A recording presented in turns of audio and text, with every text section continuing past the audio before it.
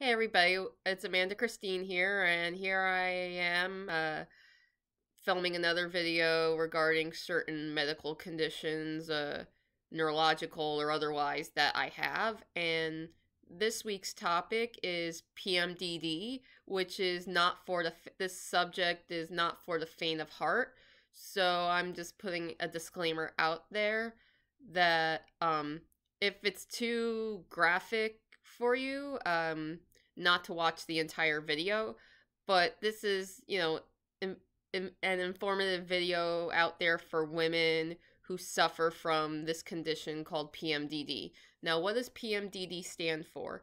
PMDD stands for premenstrual dysphoric disorder, and it's basically a more severe version of premenstrual syndrome. And yeah, it's much more serious, and it can cause severe irritability, depression, or anxiety in the week or two before a woman's cycle starts. So, this is something I was diagnosed with last July, and, for many years I've wondered, why I would, be moody or more irritable than usual, and I just assumed it was general PMS. Come to find, last year seemed like these symptoms were getting out of control and haywire, and so finally, I talked to somebody about it, and I was formally diagnosed with PMDD last year, and besides irritability and depression and anxiety, you can also suffer from physical symptoms, such as fatigue, which would probably be more severe in the case of PMDD, and sometimes nausea or vomiting. And for me, I sometimes experience hot flashes during this time, or I start sweating, or I get chills, or things like that. And I will say that there have been times where the fatigue has gotten so bad, or the fatigue is so bad that I can't go to the gym for a few days or a week, because it's just my body's too tired. And so I just, I take that week off, or as much time as I need off for my body to recuperate. And which is hard because I like going to the gym, let's say 4 times a week.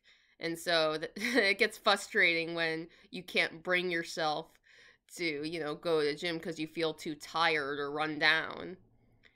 And another thing, and sometimes I get so fatigued that, I question whether I'm able to go into work or not. So that it can pose a problem, if you end up having to call out sick because you feel, the fatigue is too much, or the other symptoms like bloating or cramping are too much. And this is something, you come to a crossroads at some point where you're like, should I inform my boss of this condition, even though it's like a very personal, private condition? Do you say something? Some people, I guess it depends on the situation. Like, if you have a female boss, I'm sure you would be more comfortable, anybody would be more comfortable sharing the condition and talking about it with their female boss, saying, this is what happens from time to time, and I might have to call out sick during these times. It's different when you have a male boss. It's, it makes things a little bit more complicated. You feel kind of embarrassed to bring it up to your male boss, so,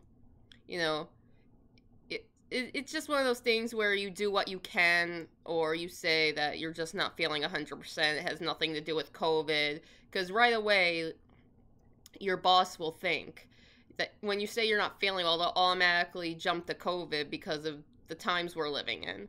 So, yeah, I mean, at some point, obviously it would have to be made known to your boss or your manager, whether they're male or female or whatever, that you have that, hey, I have this condition, and if I need to call out sick or even provide a doctor's note, let's say from like whomever you're seeing or whomever diagnosed you, whether it's your psychiatrist or gynecologist, possibly getting a doctor's note from them, so there's not like an issue, or your absence from work is excused. And even if you need like paid time off, because there is such thing as paid time off, that's where you would need a doctor's note. But anyway, since my diagnosis last year, I've been treating the mental, emotional symptoms, such as, the irritability, lashing out, just being moody, feeling like really down in the dumps, sad, on the verge of crying. Yeah, so I've been managing those mental and emotional symptoms, psychological symptoms, with continuous birth control. Generic seasonal, it's called, as another way of dealing with PMDD, where the thought is, if you have your cycle less often, the less often you have the mental emotional symptoms. I mean, it still doesn't mean there are bumps along the way where you would have to deal with physical symptoms as well. I mean, obviously, you're still going to deal with bloating, you're still going to deal with cramping, and the things that come with it. And FYI, for women who don't know about continuous birth control, just because you only get your period 4 times a year doesn't mean you'll have spotting. You won't have spotting in between, because it does happen, and it's called, my gynecologist called it breakthrough bleeding. So that can happen, but it shouldn't like last for a month or longer. I mean, if it does, you would have obviously go to your gynecologist, see if you could get an appointment as soon as possible, whether you see your actual gynecologist or you see the physician's assistant that's available. They should, lead you in the right direction. Whether, they recommend you get like an ultrasound just to make sure everything's okay, or they recommend that you basically reset your body, where you would take the placebo, the sugar pill, before you necessarily, need to or have to. So basically that right there in of itself, taking the placebo earlier than normal is a way of resetting your body, like, and the breakthrough bleeding should pass. The breakthrough bleeding would turn into, of course, a regular flow, and once you're done with the sugar pills and start a month's worth of another set of pills of regular, the white birth control pills, then everything should go back to normal, and everything, as usual. Life goes on, and everything will take care of itself. You just have to be your own advocate when it comes to a condition like PMDD, and just, making it known and not being afraid to talk about it or discuss it when there's a problem. And right now I'm managing it the best I can. Mental, emotional, psychological symptoms are pretty much in check.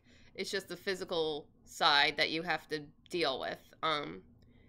Anyway, that's gonna be it on my end for today's video. I'll put a link, in the description box down below. I did get some of the information, or well, all of the information from womenshealth.gov.